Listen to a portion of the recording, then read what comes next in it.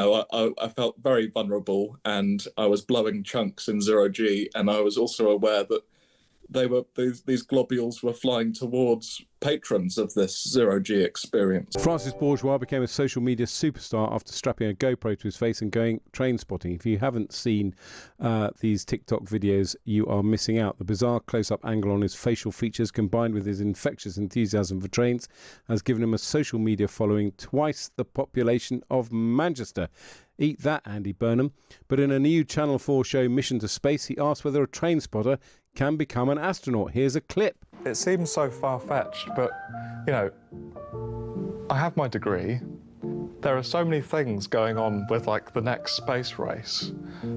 I don't think it's kind of out of the question for me to kind of apply my engineering knowledge, apply my passion and, you know, my childhood desire to, you know, not only become an astronaut, but to actually become an engineer in space.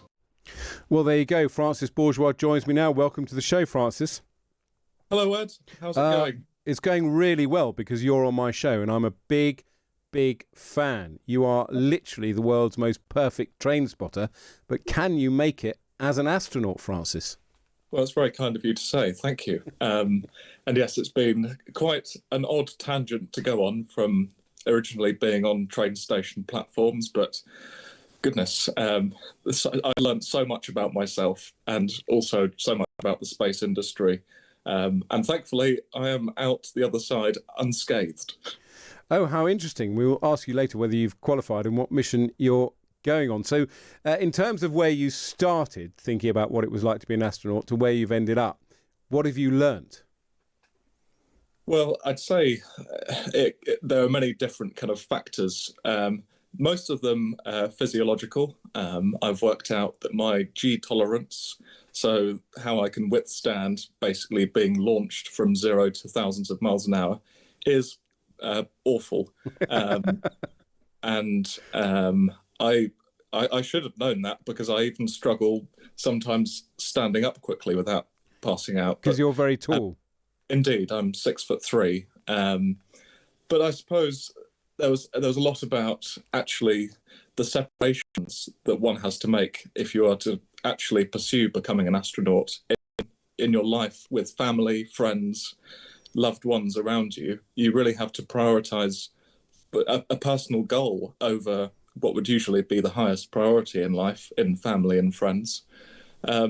And that is one of the things I found most emotionally difficult. That you had to give your all to this. You can do train spotting and still be with the family, but being an astronaut is all in. Indeed. I can say to Amy, I'm going to Clapham Junction, platform 17, and she's quite happy. But when I was saying, I'm going to America and I'm training to become an astronaut, there was a lot of emotion involved with that. There's an incredible scene in the documentary where you experience zero gravity, go up in this plane which flies at acute angles to give zero gravity. You've got your GoPro on, which makes you look very odd. I hope you don't mind me saying this. And then what's even odder is that you proceed, I'm afraid, to throw up all over yourself. Did you regret filming that scene? Well, at that moment in time, I didn't even consider the fact that there was a camera on my head. I just went into kind of protect yourself mode. I felt very vulnerable and I was blowing chunks in zero G, and I was also aware that these globules were flying towards patrons of this zero G experience. So it was multi-layered embarrassment. And so where are you now? Have you got a sort of certificate hanging on the bathroom wall? What have you actually achieved after all this training? Well, there's nothing in writing, I'm afraid. What I have achieved is kind of more kind of personal in a way. I know what my limitations are. I know that becoming an astronaut is a dream of mine.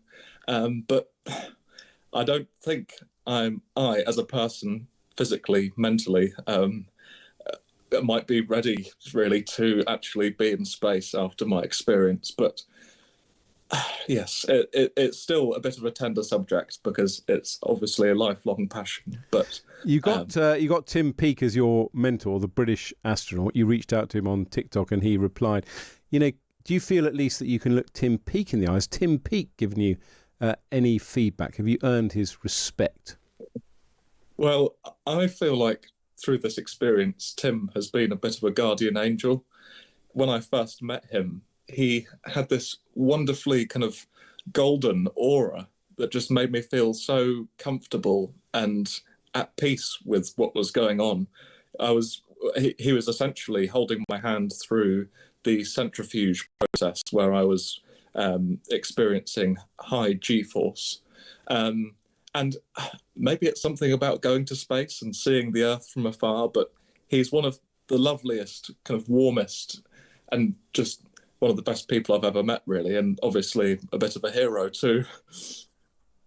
And just changing gears slightly, the government is now looking quite seriously at banning under 16s from using social media. Your Trainspotting videos are unequivocally charming. There's certainly no harmful content there. Do you have younger followers, and what would a ban, what impact would it have? What do you think about the ban?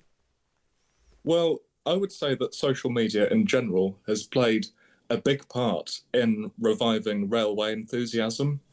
It was really kind of something that might have been that was kind of dying out. The locomotives on the main line aren't as exciting. You don't have steam barreling through train stations at 70 miles an hour.